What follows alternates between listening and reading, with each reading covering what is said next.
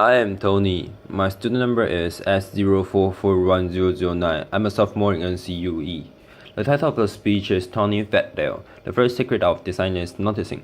In the great 1980s movie The Blues Brothers, there's a scene where John Belushi goes to visit Dan and Croyd in his apartment in Chicago for the very first time. It's a cramped, tiny space and it's just 3 feet away from the train tracks. As John sits on Dan's bed, a train goes rushing by, rattling everything in the room. John asks, "How often does the train go by?" Dan replies, "So often you won't even notice it." And then something falls off the wall. We all know what he's talking about. As human beings, we get used to everyday things really fast. As a product designer, it's my job to see those everyday things, to feel them, and try to improve upon them. For example, see this piece of fruit? See this little sticker? That sticker wasn't there when I was a kid, but somewhere as the years passed, someone had a bright idea to put that sticker on the fruit. Why? So it could be easier for us to check out at a grocery counter. Well, that's great. We can get it out. We can get in and out of the store quickly. But now there's a new problem. When we get home and we're hungry and we see this ripe, juicy piece of fruit on the counter, we just want to pick it up and eat it. Except now we have to look for this little sticker and dig at it with our nails, damaging the flesh. They're rolling up the stickers, you know what I mean, and then trying to flick it off your finger. Applause. It's not fun, not at all, but sometimes something interesting happened. See, the first time you did it, you probably felt those feelings. You just wanted to eat the piece of fruit. You felt upset. You just wanted to dive in. By the 10th time, you started to become less upset, and you just started peeling the label off. By the 100th time, at least for me, I became numb to it. I simply picked up the piece of fruit, dug at it with my nails, tried to flick it off, and then wonder, was there another sticker? So why is that? Why do we get used to everyday things? As human beings, we have limited brain power. And so our brains encode the everyday things we do into habits so we can free up space to learn new things. It's a process called habituation, and it's one of the most basic ways as humans we learn. Now, habituation isn't always bad. Remember learning to drive? I sure do. Your hands clenched at 10 and 2 on the wheel, looking at every single object out there, the cars, the lights, the pedestrians. It's a nerve-wracking experience, so much so that I couldn't even talk to anyone else in the car, and I couldn't even listen to music. But then something interesting happened. As the weeks went by, driving became easier and easier. You habituated it. It started to become fun and second nature, and then you could talk to your friends again and listen to music. So there's a good reason why our brains habituate to things. If we didn't, we notice every little detail all the time, it would be exhausting and we'd have no time to learn about new things. But sometimes habituation isn't good. If it stops us from noticing the problems that are around us, well, that's bad. And if it stops us from noticing and fixing those problems, well, then that's really bad. Comedians know all about this. Jerry Seinfeld's entire career was built on noticing those little details, those idiotic things we do every day that we don't even remember. He tells us about the time he visited his friend and he just wanted to take a comfortable shower. He'd reach out and grab the handle and turn it slightly one way, and it was 100 degrees too hot. And then he turned it the other way, and it was 100 degrees too cold. He just wanted a comfortable shower. Now we've all been there. We've all been there. We just don't remember it. But Jerry did, and that's a comedian's job. But designers, innovators, and entrepreneurs, it's our jobs to not just notice those things, but to go one step further and try to fix them. See this person, this is Mary Anderson in 1902 in New York City. She was in 1902 in New York City. She was visiting. It was cold and wet, snowy day, and she was warm inside a streetcar.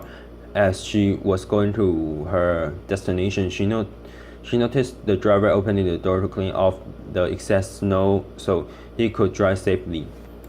When he opened the window, though, he let all this cold, wet air inside, making all the passengers miserable. Now probably most of those passengers just thought, it's a fact of life, he's got to open the window to clean it. That's just how it is, but Mary thought, what if the driver could actually clean the windshield from the inside so that he could stay safe and drive and the passengers could actually stay warm? So she picked up her sketchbook right then and there and began drawing what would become the world's first windshield wiper. Now, as a product designer, I try to learn from people like Mary to try to see the world the way it really is, not the way we think it is. Why? Because it's easy to solve a problem that almost everyone sees, but it's hard to solve a problem that almost no one sees. Now some people think you're born with disability or you're not, as if Mary Anderson was hardwired at birth to see the world more clearly. That wasn't the case for me. I had to work at it. During my years at Apple, Steve Jobs challenged us to come into work every day to see our products through the eyes of the customer, the new customer, the one that has fears and possible frustration and hopeful acceleration that the new technology product could work straight way for them. He called it staying beginners and wanting to make sure that we focus on those tiny details to make them faster, easier, and seamless for the new customers. So I remember this clearly in the very earlier stage of the iPod C back in the 90s. Being a gadget freak like I am, I would rush out the store for the very, very latest gadget. I'd take all the time to get to the store. I'd check out. I'd come back home. I start to unbox it, and then there was another little sticker, the one that said "Charge before use." What? I can't believe it. I just spent all this time buying this product, and now I have to charge before I use. I have to wait what felt like an eternity to use that coveted new toy. It was crazy. But you know what? Almost every product back then did. When it had batteries in it, you had to charge it before you use it. Well, Steve noticed that, and he said, "We are not going to let that happen to our product." So what did we do? Typically, when you have a product that has a hard drive in it, you run it for about 30 minutes in the factory to make sure that that hard drive is going to be working years later for the customers after they pull it out of the box. What did we do instead? We ran that product for over 2 hours. Why? Well, first off, we could make a higher quality product, be easy to test, and make sure it was great for the customer. But more importantly, the battery came fully charged right out of the box, ready to use, so that customer with all that acceleration could just start using the product. It was great and it worked. People like it.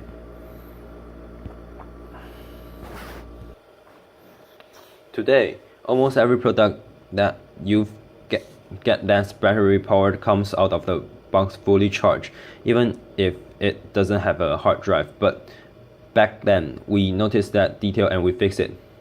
And now everyone else does that as well. No more charge before use. So why am I telling you this? Well, it's seeing the impossible problem, not just the obvious problem. That's important not just for product design, but for everything we do. You see, there are invisible problems all around us, ones we can solve, but first we need to see them, to feel them. So I'm hesitant to give you any tips about neuroscience or psychology. There's too many experienced people in the tech community who would know much more about that than I ever will. But let me leave you with a few tips that I do that we can do to find habituation. My first tip is to look broader. You see, when you're tackling a problem, sometimes there are a lot of steps that lead up to that problem, and sometimes a lot of steps after it. If you can take a step back and look broader, maybe you can change some of those boxes before the problems. Maybe you can combine them. Maybe you can remove them altogether to make that better. Take several thermostats. For instance, in the 1900s, when they first came out, they were really simple to use. Could turn them up to or turn them down. People understood them. But in the 1970s, the energy crisis struck, and customers started thinking about how to save energy. So what happened? Thermostat designers decided to add a new step. Instead of just turning up and down, you know how to program it. So you could tell it the temperature you wanted at a certain time. Now, that seemed great. Every thermostat had started adding that feature, but it turned out that no one saved any energy. Now, why is that? Well, people couldn't predict the future. They just didn't know how their weeks would change season to season, year to year. So no one was saving energy. And what happened? So thermostat designer went back to the drawing board, and they focused on programming step. They made better UIs. They made better documentation, but still years later people were not saving any energy because they just couldn't predict the future. So what did we do? We put a machine learning algorithm instead of the programming that would simply watch when you turn it up and down, when you like a certain temperature when you got up or when you went away. And you know what? It worked. People are saving energies without any programming. So it doesn't matter what you are doing. If you take a step back and look at all the boxes, maybe there's a way to remove one or combine them so that you can make that process much simpler. So that's my first tip, look broader. For my second tip is to look closer. One of my greatest teachers was my grandfather. He taught me all about the world. He taught me how things were built and how they were repaired, the tools and the techniques necessary to make a successful project. I remember one story he told me about screws and about how you need to have the right screw for the right job. There are many different screws: wood screws, metal screws, arcers, concrete screws. The list went on and on. Our job is to make products that are easy to install for all our customers themselves without professionals. So what did we do? Remember that story that my grandfather told me, and so we saw how many different screws can we put in a box. Was it going to be 2, 3, 4, 5? Because there's so many different wall types. So we thought about it, we optimize it, and we came up with 3 different screws to put in the box. We thought that was going to solve the problem, but it turned out it didn't. So we wiped the product and people weren't having a great experience. So what did we do? We went back to the drawing board just instantly after we figured out we didn't get it right. And we designed a special screw, a custom screw. Much of the chagrin of our investors. They were like, why are you spending so much time on a little screw? Get out there and sell more. And we said, we will sell more if we get this right. It turned out we did. With that custom little screw, there was just one screw in the box that was easy to mount and put on the wall. So if we focus on those tiny details, the ones we may not see, and we look at them as we say, are those important, or is that the way we've always done it? Maybe there's a way to get rid of those. So my last piece of advice is to think younger. Every day I'm confronted with interesting questions from my 3 young kids. They come up with questions like, why can cars fly around traffic, or why don't my shoelace have Velcro instead? Sometimes those questions are smart. My son came to me the other day, and I asked him, go run out to the mailbox and check it. He looked at me puzzled and he said, why doesn't the mailbox check itself and tell us when it has mail? Laughter. I was Like, that's a pretty good question. So they can ask tons of questions, and sometimes we find out we just don't have the right answers. We say, son, that's just the way the world works. So the more we're exposed to something, the more we get used to it. But kids haven't been around long enough to get used to those things, and so they run into problems. They immediately try to solve them, and sometimes they find a better way, and that way really is better. So my advice that we take to heart is to have young people on your team, or people with young minds, because if you have those young minds, they cause everyone in the room to think younger. Because the one said every child is an artist. The problem is when he or she grows up, is how to remain an artist. We all saw the world more clearly when we saw it for the first time, before a lifetime of habits got in the way. Our challenge is to get back there, to feel frustration, to see those little details, to look broader, to look closer, and to think younger, so we can stay beginners. It's not easy. It requires us pushing back against one of the basic ways we make sense of the world. But if we do so, we could do some pretty amazing things. For me, hopefully, that's better product design. For you, that could mean something else, something powerful. Our challenge is to wake up each day and say, how can I experience the world better? And if we do, maybe, just maybe, we can get rid of these dumb little stickers. Thank you very much. Applause.